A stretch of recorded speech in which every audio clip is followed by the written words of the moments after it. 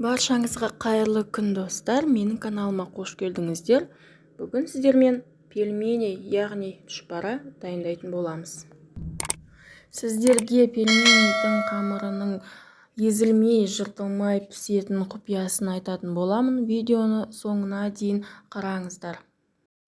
Біздің қамырымызды илеу үшін бізге 400 грамм ұн, 150 грамм су, 1 жұмыртқа және 1 шай қасық тұз қажет болады. Ең алдымен ұнымызды осылай ішін ортасын ойық етіп аламыз және қоспаларымызды біртіндеп қосатын боламыз. Содан соң шанышқының қажетімен осылай араластырамыз. Содан соң қолмен қамырды илейтін боламыз.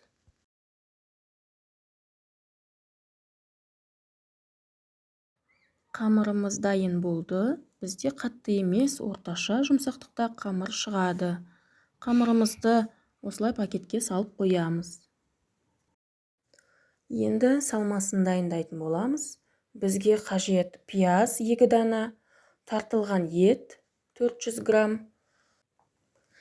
және де дәміне қарай ұнтақталған қара бұрыш, және мен өзім қосатын кориандр қосам. Көбінесе тамаққа өзімізге осы ұнайды. Салмамызды жақсылап араластырып аламыз. Содан соң тұзы, бұрышы сіңу үшін біраз уақыт қойып қоямыз. Одан кейін қамырға кірісетін боламыз. Қамырымызды екіге бөліп алам, өзіме ыңғайлы етіп. Сіздер сол біржола етіп жайсаңыздар болады. Менде осындай кішкентай зуала болды. Басында мен осылай кішкентай оқтаумен бастаймын. Ортасынан шетіне қарай күш сала отырып, бір тегіс қамыр жаямыз.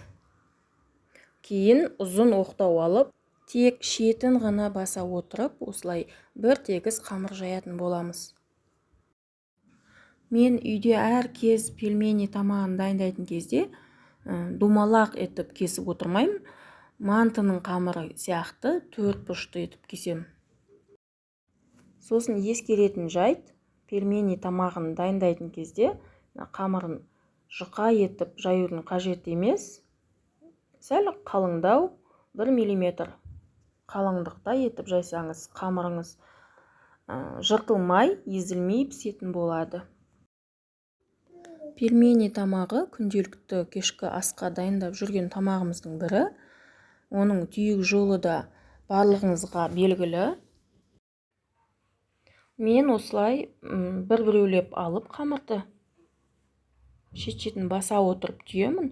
Қамырды жайып қойып түйеу қажет емес. Қамырымыз қаязып қалуы мүмкін. Тұшпараларымызды түйіп болдық. Мен осылай бір бөлігін мұздатқышқа салып қоямын. Келесі бөлігін суға қайнатып, осылай сүзіп алып жесеңіз де болады, немесе сорпа етіп, сұйық сорпа ретінде ішсеңіз де болады. Тұшпараларымызды орташа отта шамасы 7-10 минутта пісіретін боламыз. Сіздер өз қалауларыңызша осы пельмени сорпасына пиязды қуырып, картошка салып, кәдімгі томат пастасын салып, сорпа ретінде пісірсеңіздер болады. Бізге осылай суға қайнатып жеген ұнайды.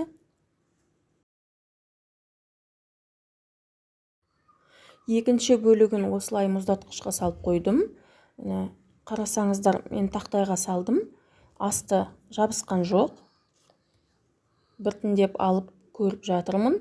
Оны пакетке салып, арғарай мұздатқышқа салып қойсам болады. Немесе пісіріп жесек те болады. Тұшпарамыз дайын болды. Осылай бетіне ас көк сеуіп ұсынамын. Видеоны соңына дейін қарағандарыңызға рахмет.